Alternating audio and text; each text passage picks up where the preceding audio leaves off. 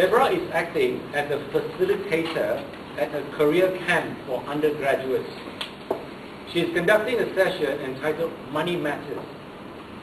The objective of this session is to create awareness among the participants that managing one's money isn't limited to making sound investments or drawing in large salaries. The title of the speech is Money Matters. Ladies and gentlemen, please help me to welcome Deborah Hoe. Money Matters.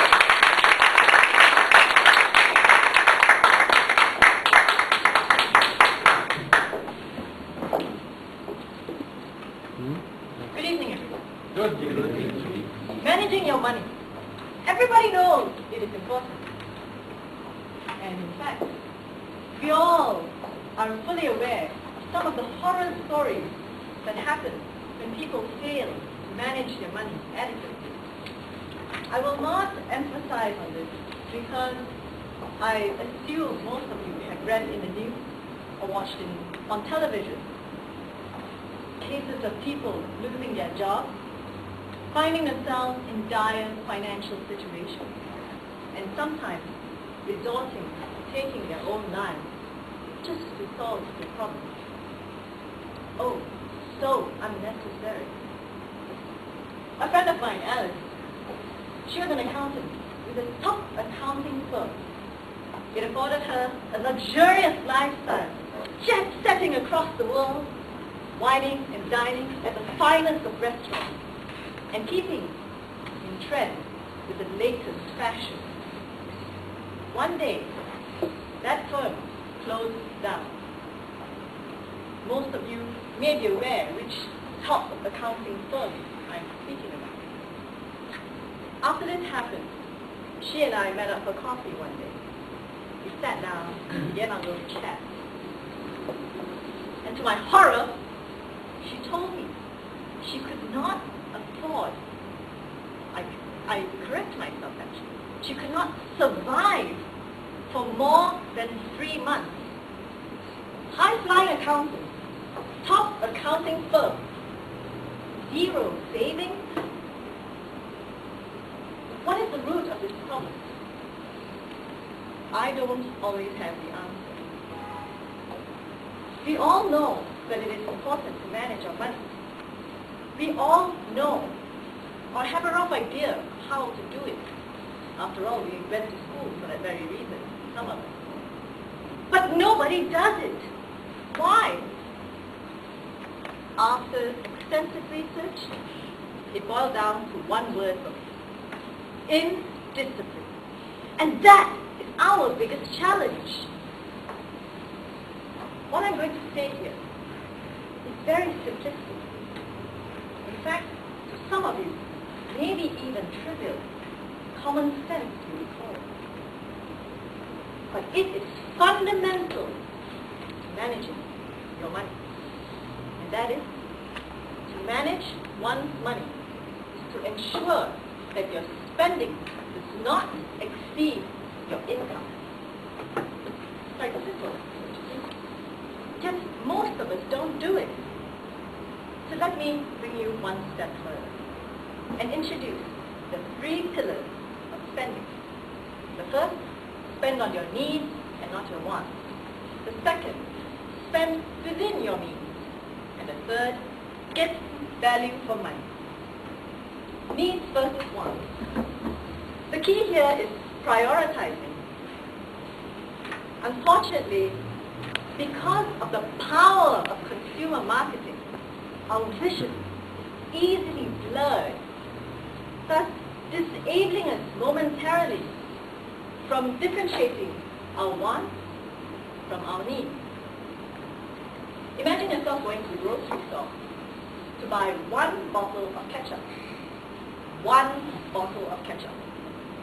You get to the shelf and you see in bright neon lights, buy 3 bottles, get 10% off. Chances are you're more than likely to take 3 bottles. However, unless you literally drink ketchup in your diet, at least one of those bottles is likely to expire before you even get to it. You see what I'm saying here? I'm not saying don't spend. I'm urging you, don't waste.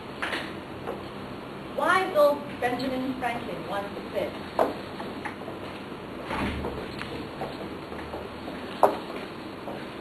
if you would be wealthy, think of saving as well as getting. Moving along, spending within your means. In this age of credit cards, this is very, very tough, I understand, especially for young, inexperienced undergraduates like yourself. But it is essential that you master this, because we usually spend our money based on what we anticipate we are going to get. Most of you would probably spend money thinking you're going to get X amount at the end of the month. Am I right?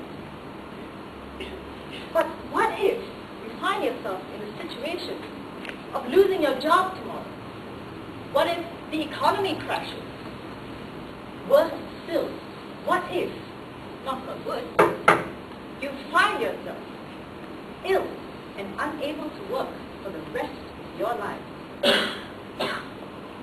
Naomi Nussin, the author of the book Money Saving Tips for the Laundry Room, put it very nicely when she said, don't wash your money down your drain. And I'd like to further add to that, especially income that you have not earned. Finally, getting value for your money. For this, I would like to illustrate a little scene. Sheila, you walk into the Furla store in KL. You buy the latest purse they have in your range. Furla. Furla. I go Tiffany. Oh, sorry. For illustration purposes, just bear with me. So you pay about, what, 5,000, 6,000 for it? I go to the Milliam outlet, which is the distributor of Furla bags. I buy last season's purse. Same brand, same quality, same poser value. Different season. At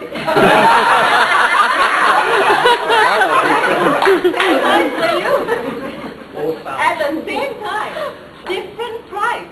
I would probably pay half for it. But I'm no different than Sheila. We both have a Furla bag. Design.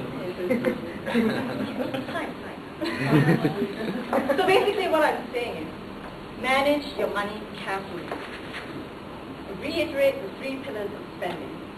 Spend on your needs and not your wants. Spend within your means. And always, always get value for money. I take leave in the words of a famous man called M.K. Sodi. All days are not the same. Save for a rainy day. When you don't work, savings will work for you.